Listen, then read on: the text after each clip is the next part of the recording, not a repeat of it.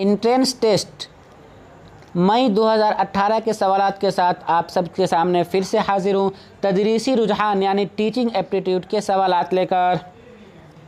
तो इस वीडियो में कुल 10 सवालात होंगे जनरल सेक्शन से, जो ये सवालात सभी के लिए कॉमन होते हैं, सभी ग्रुप्स वालों को इसको हल करना लाजमी होता है। तो चलिए पढ़ते हैं पहला सवाल। सवाल नंबर 31, तालीम का मकसद क्या होना चाहिए? एजुकेशन का पर्पज़ क्या होना चाहिए? ऑप्शन ए इम्तिहान में कामयाबी हासिल करना, बी मुलाजमत हासिल करना, सी पेशा कमाना और डी आमली ज़िंदगी के लिए तलबा को तैयार करना। तो इस सवाल का सही जवाब है ऑप्शन डी। तालीम का मकसद है तलबा को अपनी प्रैक्टिकल लाइफ में सही ज़िंदगी गुजारने का तरीका सिखाना। अगला सवाल है,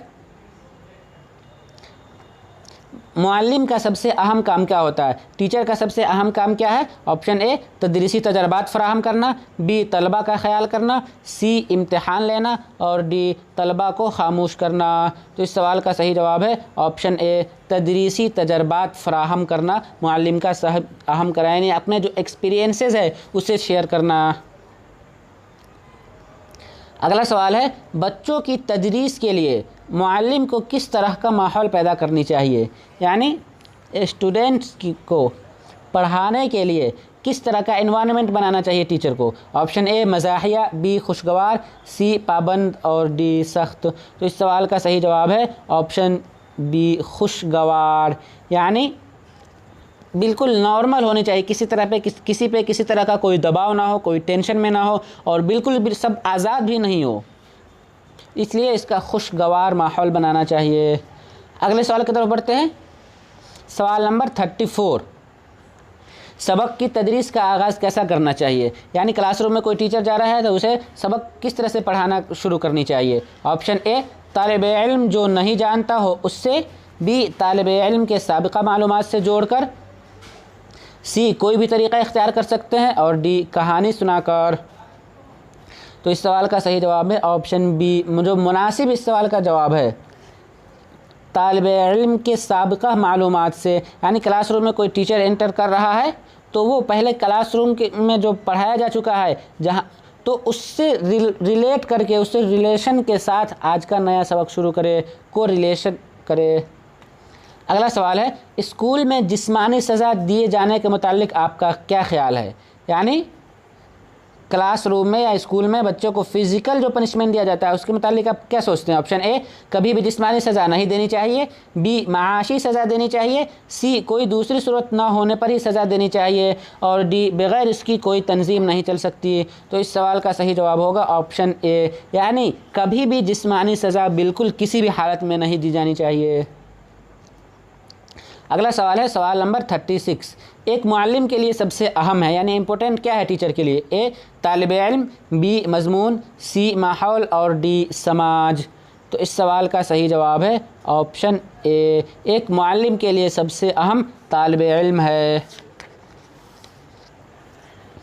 अगले सवाल की तरफ हम बढ़ते हैं। सवाल नंबर 37, एक मुअल्लिम को समई व बसरी अशिया का इस्तेमाल क्यों करनी चाहिए? समई व बसरी अशिया कहते हैं ऑडियो वीडियो विजुअल टूल्स, यानी टीचिंग एड की तरह या क्लासरूम में जो हम बच्चों को पढ़ाने के लिए किसी दूसरे टूल्स मटेरियल का इस्तेमाल करते हैं, ऐसा जो समई यानी देखने वाला हो या फिर बसरी देखने और सुनने वाला दोनों हो, वो क्यों करनी चाहिए? ऑप्शन ए सबक को दिलचस्प बनाने के लिए, बी बच्चों को ध्यान मरकूज़ करने के लिए, सी सबक को मुअस्सर यानी इफ़ेक्टिव बनाने के लिए, तो डी इनमें से सभी। तो इस सवाल का सही जवाब ऑप्शन डी है, क्योंकि जो हम ऑडियो वीडियो विजुअल एड्स जो इस्तेमाल करते हैं वो सबक को इंटरेस्टेड भी बनाता है, बच्चों को कंसंट्रेशन भी कायम रखता है और बच्चे उसे सही तरीके से सुनते भी है, इसलिए इसका सही जवाब ऑप्शन डी होगा। अगला सवाल है क्वेश्चन नंबर 38, अगर आपको एक ही तनख्वाह की 2 नौकरी मिलती है तो आप क्या चुनेंगे? यानी एक ही सैलरी की 2 अलग अलग जॉब मिल रहे हैं तो क्या करेंगे? पुलिस, क्लर्क, तदरीस, फ़ौज। तो इस सवाल का सही जवाब ऑप्शन सी तदरीस होगा। हम तदरीस यानी टीचिंग के प्रोफेशन को चुनेंगे। अगला सवाल है, आपके क्लास के 2 तलबा आपस में लड़ने लगते हैं, एक मुअल्लिम के होने के नाते आप क्या करेंगे? ऑप्शन ए दोनों तलबा को स्कूल से निकाल देंगे। बी, दोनों तलबा को बुलाकर लड़ने की वजह पूछेंगे और समझाएंगे। सी, दोनों तलबा की शिकायत उनके वालिदैन से करेंगे। और डी, उन दोनों को माशी यानी इकनॉमिकल पनिशमेंट देंगे। तो इस सवाल का सही जवाब है ऑप्शन बी, दोनों को बुलाकर लड़ने की वजह पूछेंगे और फिर उसका सलूशन निकालेंगे, समझाएंगे। अगला सवाल है, आपके दर्जा में कोई तालिब इल्म आम तौर से गैर हाजिर रहता है, यानी क्लासरूम में कोई स्टूडेंट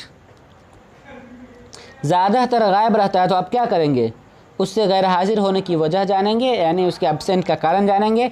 बी, उसकी शिकायत उसके वालिदैन से करेंगे या उसका कंप्लेन उसके पेरेंट्स से करेंगे। सी, प्रिंसिपल से कहकर उसके ख़िलाफ़ कार्रवाई करेंगे। और डी, आप उस तरफ ध्यान नहीं देंगे। तो इस सवाल का सही जवाब होगा ऑप्शन ए, यानी स्कूल में कोई बच्चा गैर हाजिर रह रहा है तो उससे उसके गैर हाजिर होने की वजह जानेंगे और फिर जिस तरह का हमें जो वजह या कॉज पता चलेगा उस पर आगे कार्रवाई करेंगे। हो सकता है तो उसके वालिदैन को भी कहनी पड़े या प्रिंसिपल को भी उसके तरफ तवज्जो देनी पड़ जाए। तो चलिए आज की इस वीडियो में बस इतना है। हम फिर मिलेंगे आप सबों से अगली वीडियो ज़हनी सलाहियत के सवालात में। तब तक के लिए मिलते हैं, फिर दीजिए इजाज़त। शुक्रिया, अल्लाह हाफिज़। सब्सक्राइब कीजिए हमारा YouTube चैनल और बेल आइकन को प्रेस कीजिए लेटेस्ट नॉलेजेबल वीडियो सबसे पहले पाने के लिए।